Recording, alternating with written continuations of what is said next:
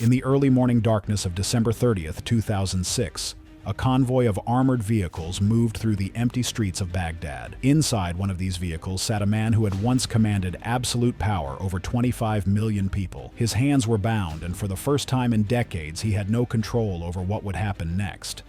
Within hours, the former dictator of Iraq would face his final moments in a way that shocked even those who had suffered under his regime. The world watched as justice and vengeance collided in a small concrete room, where cell phone cameras would capture images that still haunt international law experts today. But to understand how one of the Middle East's most powerful leaders met such a fate, we must first understand the extraordinary rise and catastrophic fall of the man who ruled Iraq with an iron fist for nearly a quarter century. Saddam Hussein Abd al-Majid al-Tikriti was born on April 28, 1937, in the village of Al-Auja, near Tikrit, roughly 80 miles north of Baghdad.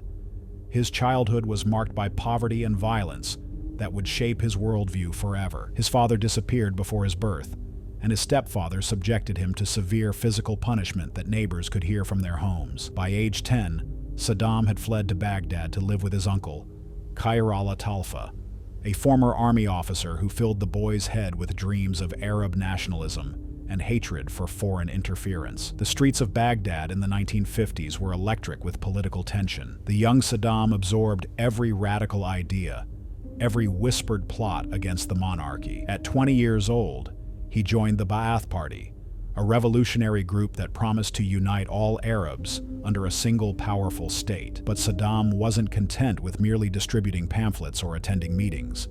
He wanted action. In October 1959, Saddam participated in an assassination attempt against Iraq's leader, General Abdul Karim Qasim. The operation failed spectacularly. Saddam was shot in the leg and fled to Syria, then Egypt, where he spent 4 years in exile. But failure only hardened his resolve. When the Ba'ath Party briefly seized power in 1963, Saddam returned to Iraq, ready to climb the ranks through any means necessary. The Ba'ath Party's first government collapsed within months, but when they returned to power in 1968, Saddam had positioned himself perfectly. His cousin, Ahmed Hassan al-Bakr, became president, and Saddam became his deputy. But anyone paying attention could see who truly held the power. Saddam controlled the security services, turning them into instruments of terror that reached into every Iraqi household. What followed was 11 years of methodical preparation. Saddam eliminated rivals with surgical precision. Some disappeared in the night. Others died in suspicious accidents. He built a network of informants so vast that Iraqis learned to fear their own shadows. Children were taught to report on their parents, wives on their husbands. By 1979, when President al-Bakr announced his resignation due to health reasons, everyone knew the truth. Saddam had been the real ruler for years. The transfer of power revealed Saddam's true nature in a display that would define his regime. 6 days after becoming president, he convened a meeting of the Ba'ath Party leadership. What happened next would enter the darkest annals of political purges. On July 22, 1979, hundreds of Ba'ath Party members gathered in a conference hall, unaware they were about to witness theatrical cruelty that would traumatize Iraqi politics for decades. Saddam appeared on stage, smoking a cigar, seemingly relaxed. Then he announced the discovery of a conspiracy against the revolution. A party official was brought forward, visibly broken. Under obvious duress, he began naming conspirators. As each name was called, security forces dragged the accused from their seats. Some men wept. Others pleaded their innocence. Saddam continued smoking, occasionally wiping away what appeared to be tears. The entire proceedings were filmed, creating a document of terror that Saddam would later distribute throughout Iraq. 68 officials were arrested that day. 22 were executed immediately. In a twist that revealed Saddam's psychological manipulation, he forced the remaining party members to form the firing squads. Those who survived were now complicit in the blood of their colleagues. The message was clear. In Saddam's Iraq, everyone would have blood on their hands. The hall meeting was just the beginning. Over the following months, hundreds more were purged.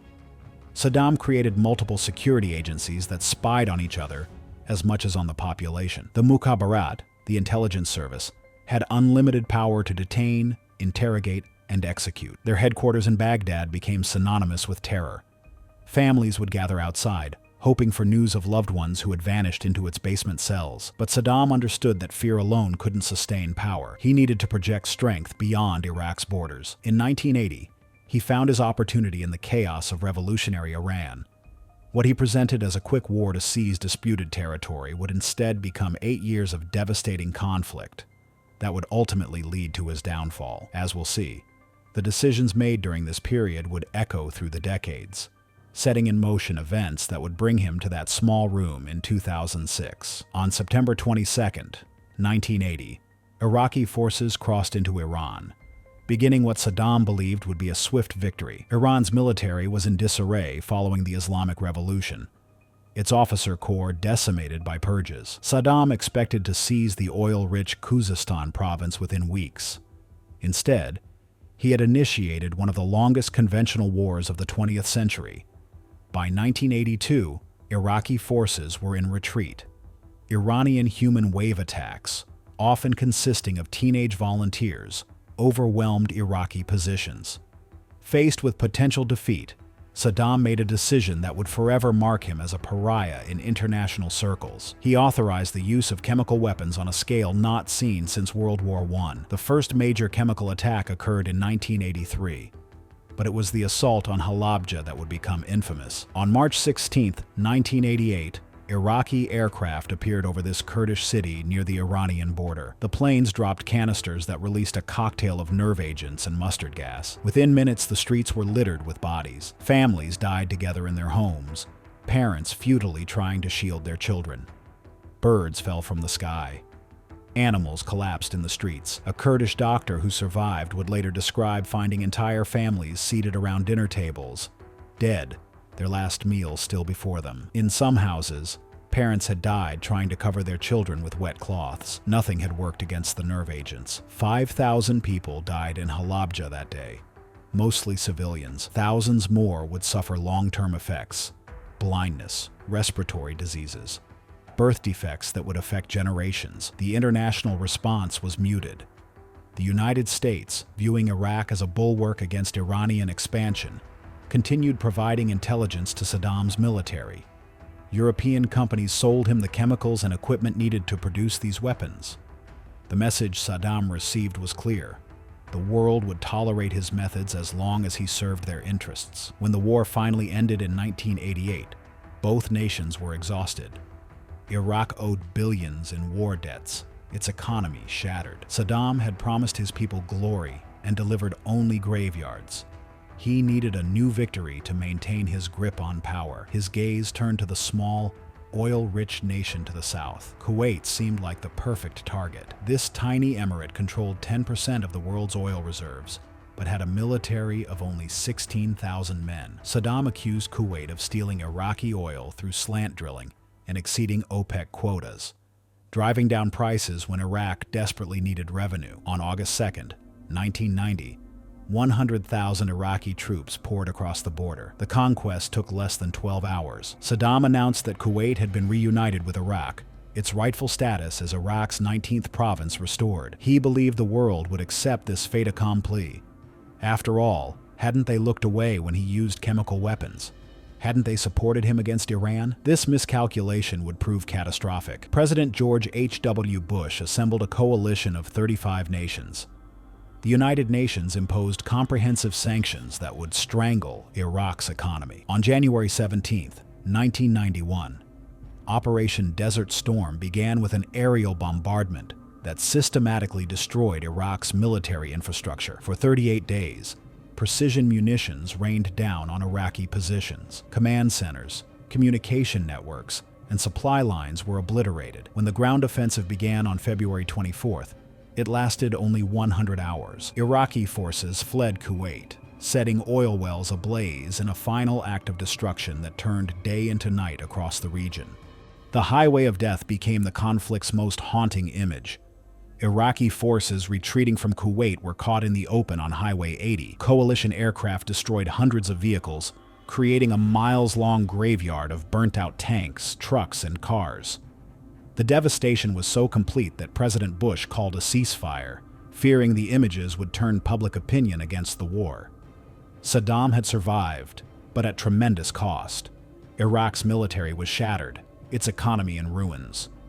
International sanctions would remain in place, demanding Iraq eliminate its weapons of mass destruction. UN weapons inspectors arrived to oversee the dismantling of chemical, biological, and nuclear programs. But Saddam's humiliation was far from complete. The true consequences of his Kuwait adventure were only beginning to unfold. The aftermath of Desert Storms saw uprisings across Iraq. In the south, Shia Muslims rose against Saddam's predominantly Sunni regime. In the north, Kurds seized control of major cities. Both groups believed the coalition would support their rebellions. They were tragically mistaken. Saddam's response was merciless. Republican Guard units that had avoided destruction during the war were deployed against the rebels. In the holy city of Karbala, tanks fired directly into shrines where civilians had sought sanctuary. Mass graves were dug in the desert, filled with thousands of bodies. In the north, Kurdish refugees fled toward the Turkish and Iranian borders, creating a humanitarian crisis that finally prompted limited international intervention. The United States, Britain, and France established no-fly zones over northern and southern Iraq, but these protected areas couldn't shield the population from Saddam's other methods. He drained the marshes of southern Iraq, destroying an ecosystem that had existed for 5,000 years, and displacing hundreds of thousands of marsh Arabs who had lived there for generations. Meanwhile, UN sanctions intended to pressure Saddam instead devastated ordinary Iraqis. Hospitals ran out of basic medicines. Clean water became scarce as treatment plants couldn't obtain spare parts. Child mortality rates skyrocketed. A UN study estimated that 500,000 Iraqi children died as a result of the sanctions, though these figures remain disputed. Saddam manipulated this suffering for propaganda purposes. He built lavish palaces while his people starved, then blamed their misery entirely on the West. The Oil for Food program, intended to allow Iraq to sell oil for humanitarian supplies, became corrupted by kickbacks and smuggling that enriched Saddam's inner circle while providing minimal relief to civilians. Within this devastated nation, Saddam's paranoia intensified. He rarely slept in the same location twice, moving between dozens of palaces and safe houses. Body doubles appeared at public events. His food was tasted by multiple servants. Trust became impossible. Even family members weren't safe from suspicion. The fate of his sons-in-law, Hussein Kamel and Saddam Kamel, illustrated this paranoid brutality. In 1995, both men fled to Jordan with their wives, Saddam's daughters. Hussein Kamel, who had overseen Iraq's weapons programs, provided valuable intelligence to Western agencies. But after 6 months in exile, Saddam convinced them to return, promising forgiveness. 3 days after their return to Baghdad, both men were dead. Saddam's daughters were forced to witness their husband's elimination, carried out by other family members to demonstrate loyalty. The message resonated throughout Iraq. There was no escape from Saddam's reach, no forgiveness for betrayal. As the 1990s progressed, Saddam seemed to have achieved a grim stability. The sanctions weren't forcing his removal. Weapons inspectors were gradually expelled. His regime appeared permanent, and accepted evil in a region full of them. Then came September 11, 2001, and everything changed. The attacks on New York and Washington would set in motion a chain of events that would finally bring Saddam's regime to its violent end. The dust had barely settled at ground zero when discussions began in Washington about expanding the war on terror to Iraq. Deputy Secretary of Defense Paul Wolfowitz argued that Saddam's regime represented unfinished business from 1991. Vice President Dick Cheney insisted Iraq possessed weapons of mass destruction that could be provided to terrorists. President George W. Bush, whose father Saddam had allegedly tried to assassinate in 1993, seemed personally committed to regime change. The case for war was built on claims that would later prove false. Secretary of State Colin Powell presented evidence to the UN of mobile biological weapons labs that didn't exist. Aluminum tubes, supposedly for nuclear centrifuges, were actually for conventional rockets. An Iraqi defector codenamed Curveball provided detailed accounts of chemical weapons facilities that were complete fabrications. But in the atmosphere of fear following 9/11, these claims found a receptive audience. Despite massive global protests and opposition from key allies like France and Germany, the invasion proceeded. On March 20th, 2003, Operation Iraqi Freedom began with a shock and awe campaign designed to demonstrate overwhelming American military superiority. Tomahawk missiles and precision-guided bombs struck Baghdad with stunning accuracy.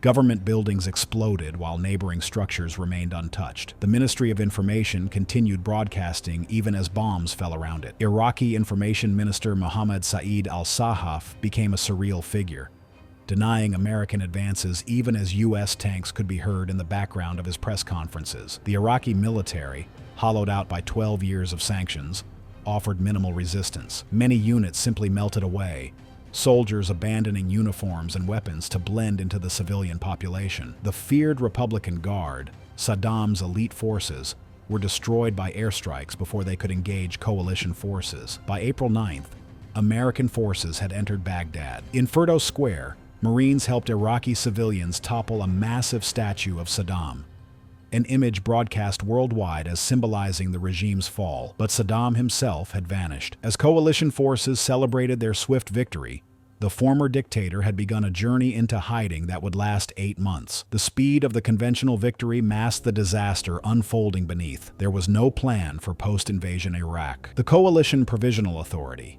led by L. Paul Bremer, made catastrophic decisions. The Iraqi military was disbanded, putting 400,000 armed men out of work. Ba'ath Party members were banned from government jobs, removing the administrators who kept basic services functioning. Within weeks, looting had stripped government buildings, hospitals, and museums. The Iraqi National Museum, containing artifacts from the dawn of civilization, was ransacked while American forces guarded only the oil ministry. Into this chaos, Saddam disappeared. The man who had ruled through fear became a ghost, moving between safe houses, aided by a network of loyalists who still believed in his eventual return to power. The hunt for the former dictator would consume coalition resources, while Iraq descended into insurgency and sectarian violence. For 8 months, Saddam Hussein lived as a fugitive in his own country. The man who had owned dozens of palaces now moved between farmhouses and safe houses, relying on a shrinking circle of supporters. He grew a beard, attempting to disguise features known to every Iraqi. He carried a pistol and an AK-47, seemingly prepared to fight rather than surrender. American forces pursued every lead. They created a deck of playing cards featuring the most wanted members of Saddam's regime, with Saddam himself as the ace of spades. Rewards of $25 million were offered for information leading to his capture. Special forces conducted hundreds of raids based on intelligence that usually proved outdated or false. The breakthrough came from patient intelligence work. Military interrogators focused on Saddam's tribal and family networks, understanding that in Iraqi culture, these bonds superseded everything else. They identified 5 to 10 key individuals who would know Saddam's location. Through a combination of surveillance and interrogation, they narrowed the search to a small area near Tikrit, Saddam's birthplace. On December 13, 2003, 600 soldiers from the 4th Infantry Division launched Operation Red Dawn. They searched 2 farmhouses near the village of Ad-Dor. Initially, they found nothing. Then a soldier noticed a piece of flooring that seemed unusual. Beneath it was a hole covered by a rug and a foam pad. The soldiers prepared for a fight. They threw a stun grenade into the hole and yelled for anyone inside to come out. A figure emerged, hands raised. He was bearded, disheveled, and initially claimed to be an ordinary farmer, but the soldiers recognized those distinctive eyes. One soldier reportedly said the words that confirmed what they all suspected. "President Bush sends his regards." The spider hole, as it became known, was 6 to 8 feet deep, with barely enough room for a man to lie down. Inside, soldiers found the detritus of a dictator in hiding: a pistol, $750,000 in $100 bills, Mars bars, 7-Up, and a notebook filled with Saddam's writings. The man who had commanded palaces with golden fixtures had been living like a rat in a hole. Video of Saddam's medical examination after capture was broadcast worldwide. A doctor checked his teeth and hair for lice, images deliberately humiliating for Arab audiences. The former strongman appeared confused, defeated, a far cry from the imposing figure who had terrorized Iraq for decades. His capture sparked celebrations in Shia and Kurdish areas, where his victims numbered in the hundreds of thousands. But in Sunni regions, there was anger and disbelief. Some refused to believe it was really Saddam, insisting the Americans had captured a double. The insurgency, rather than collapsing with Saddam's capture as Americans had hoped, actually intensified. For the next 2 years, Saddam would remain in American custody, while Iraqi authorities prepared for what they called the trial of the century. But conducting a fair trial in a country descending into civil war would prove nearly impossible. The proceedings would become as controversial as they were historic, setting the stage for an execution that would shock even those who had suffered under his regime. The question wasn't whether Saddam would face justice, but what form that justice would take. October 19th, 2005, nearly 2 years after his capture, Saddam Hussein was brought before the Iraqi High Tribunal. The courtroom was in Baghdad's heavily fortified green zone, a symbol of the new Iraq attempting to judge the old. The charges were staggering in scope. The first trial focused on the Dujail massacre of 1982, when 148 Shiite men and boys were executed after an assassination attempt against Saddam. But this was just one case among many. Documents detailed systematic campaigns of violence, the Anfal campaign against the Kurds, the suppression of the 1991 Shiite uprising, the invasion of Kuwait, and countless other atrocities. From the moment he entered the courtroom, Saddam attempted to control the narrative. He refused to recognize the court's legitimacy, claiming he was still the president of Iraq and that the proceedings were illegal. He argued with judges, was frequently ejected from the courtroom, and turned his defense into a political platform. The prosecution presented overwhelming evidence. Witnesses testified about torture, mass graves, and systematic elimination of entire villages. Documents bearing Saddam's signature authorized operations that resulted in thousands of deaths. Forensic evidence from mass burial sites confirmed the scale of killings, but the trial was chaotic. 3 defense attorneys were killed during the proceedings. Judges were replaced amid accusations of bias. Saddam and his co-defendants would interrupt proceedings, give political speeches, and refuse to cooperate. The courthouse itself became a symbolic battleground between Iraq's past and its uncertain future. Throughout months of testimony, certain patterns emerged. Saddam never expressed remorse. He justified every action as necessary for Iraq's security and sovereignty.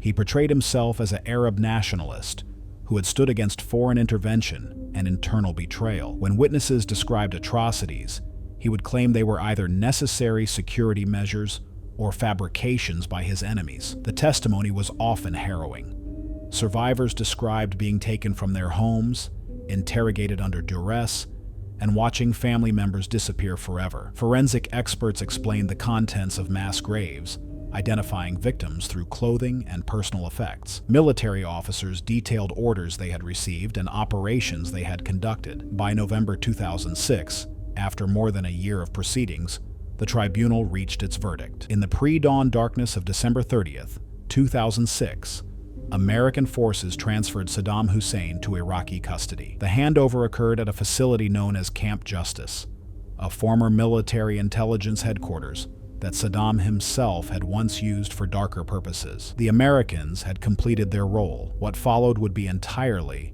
an Iraqi affair. Saddam appeared calm during his final hours. He had requested a final meal of boiled chicken and rice, which he ate quietly. Guards reported he spent time reading the Quran. He asked that the holy book be given to a friend after his death. As dawn approached, Iraqi officials arrived to escort him to the execution chamber. The execution room was a stark, concrete space on the building's second floor.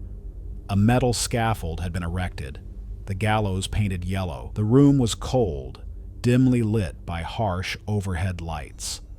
About 20 witnesses had gathered, including a judge, a prosecutor, religious officials, and government representatives. Unknown to the officials, several witnesses had concealed cell phones, despite orders prohibiting recording devices. Saddam entered wearing a dark overcoat over a white shirt. His hands were bound behind his back. He appeared composed, even dignified, climbing the scaffold without assistance. As guards positioned him on the trapdoor, someone placed the Quran he had been reading in his bound hands. What happened next would transform this state execution into something resembling mob justice. As the rope was placed around Saddam's neck, witnesses began shouting. Some chanted the name of Muqtada al-Sadr, the radical Shia cleric whose father Saddam had allegedly ordered murdered. The taunts grew louder, more aggressive. The official video, released later by the Iraqi government, would end just as the noose was positioned, but the illicit cell phone footage captured what came next. Saddam, maintaining his composure, responded to the taunts with sarcasm. When someone shouted about going to hell, he replied with mocking repetition of Muqtada al-Sadr's name. A guard attempted to restore order, telling the witnesses to maintain dignity. Saddam began reciting the Shahada, the Muslim profession of faith. He reached the words, affirming Muhammad as God's prophet when the trapdoor opened. The drop was swift. According to witnesses, death appeared instantaneous.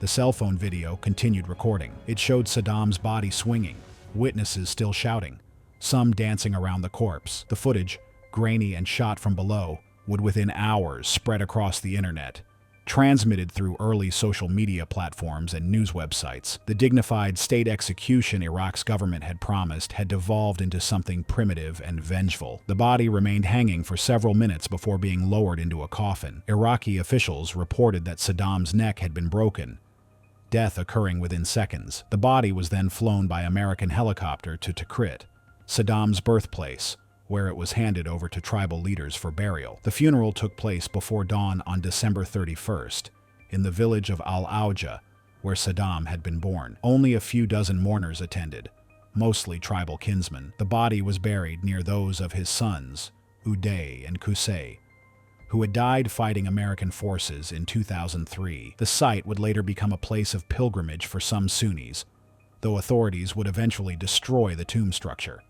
The execution's aftermath proved as controversial as its conduct.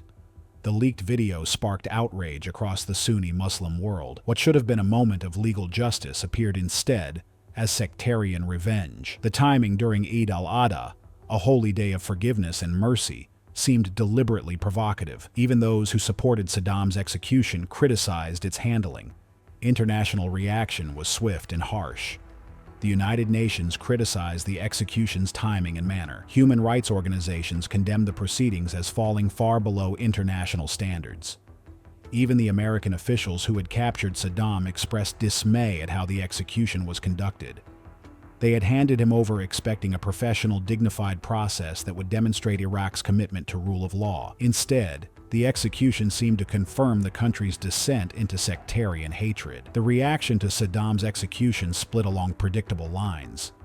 In Sadr City, Baghdad's largest Shia district, people danced in the streets, distributed sweets, and fired guns in celebration. In Kurdish areas, where memories of chemical attacks remained fresh, there was quiet satisfaction. But in Sunni regions, protests erupted immediately.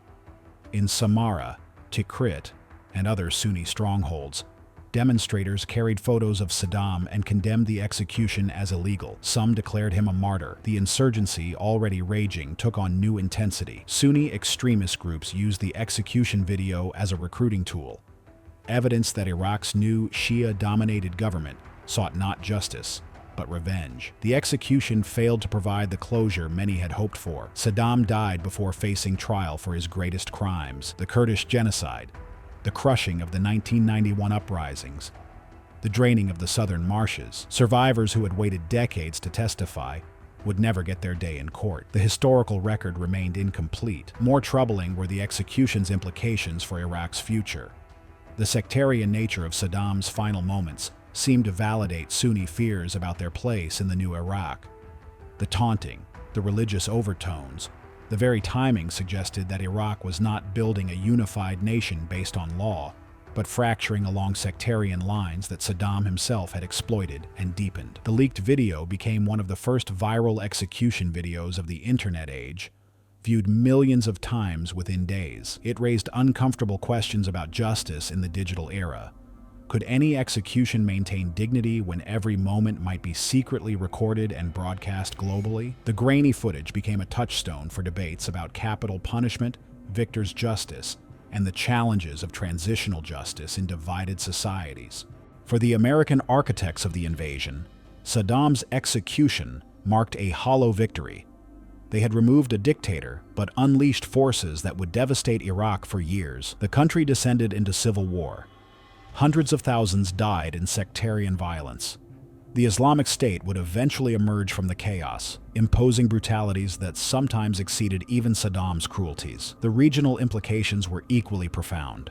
Saddam's fall removed the main Arab counterweight to Iranian influence. Tehran's reach extended into Baghdad, Damascus, and Beirut. The regional balance that American policymakers had sought to maintain through the 1980s and 1990s collapsed entirely. The Middle East entered a period of upheaval from which it is yet to emerge.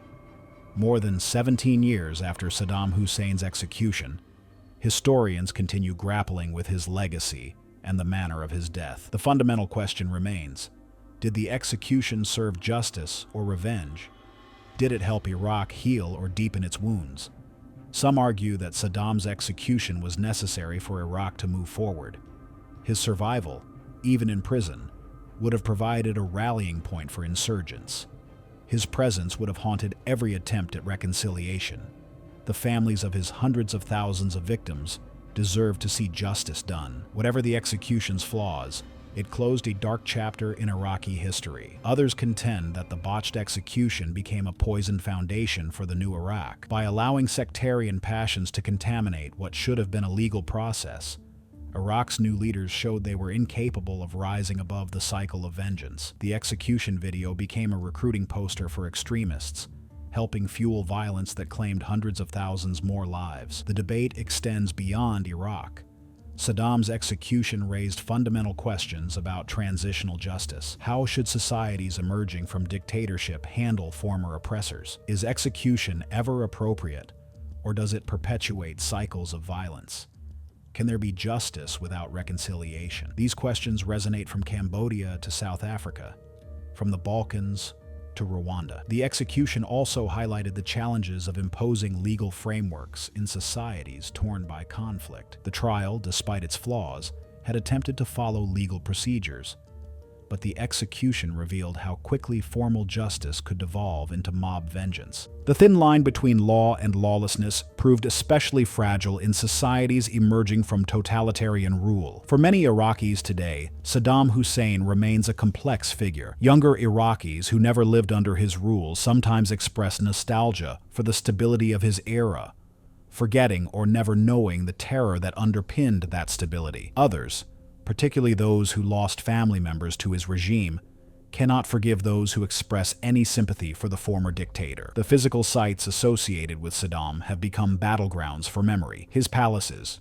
once symbols of oppression, now house government offices or lie in ruins. His statues have been toppled, his images erased. But in some Sunni areas, his portrait still appears occasionally, a gesture of defiance against the current order. The documentation of Saddam's crimes continues. Mass graves are still being discovered and examined. Survivors still come forward with testimonies. Archives captured after the invasion reveal the bureaucratic machinery of terror in chilling detail. Each discovery adds to the historical record, ensuring that future generations will understand the full extent of the regime's brutality. Yet there remains an uncomfortable truth about Saddam's rule and fall. His dictatorship, however brutal, maintained Iraq's unity through force. His removal, however justified morally, unleashed divisions that may prove permanent. Iraq today exists largely as a geographic expression, divided between Kurdish autonomy in the north, Sunni marginalization in the center, and Shia dominance in the south. The international community's role in Saddam's rise and fall remains contentious. Western powers supported him when convenient, armed him when useful, and destroyed him when he became a liability. The chemical weapons he used against his own people were produced with Western technology and knowledge. The invasion that toppled him was justified with false intelligence. These moral complexities resist simple narratives of good versus evil. On December 30th, 2006, at 6:05 in the morning, Saddam Hussein died at the end of a rope in a small room in Baghdad. His death ended a life marked by violence, power, and ultimately imprisonment and execution. But it did not end the debates about his legacy, the conflicts his policies created, or the challenges his removal left behind. The horrible death of Saddam Hussein was not just one man's execution.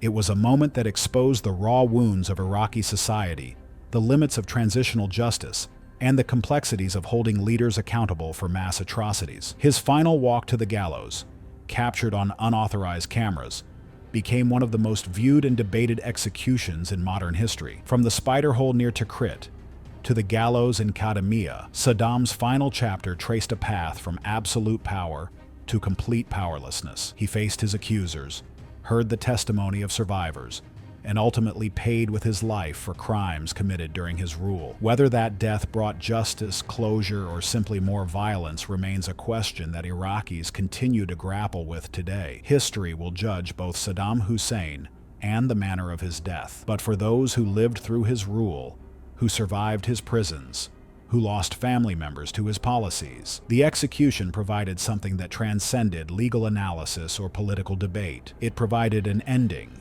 however imperfect, to a chapter of Iraqi history marked by fear, oppression, and suffering. The gallows in Kadamiyya are gone now, dismantled long ago. The building where Saddam spent his final hours has returned to other purposes. But the impact of that morning continues to ripple through Iraqi society and the wider world, a reminder that even the most powerful rulers are not above accountability, and that justice, when it finally comes, carries consequences that extend far beyond the individual being judged. If you enjoyed this video, please like and subscribe to our channel so you never miss out on more history documentaries.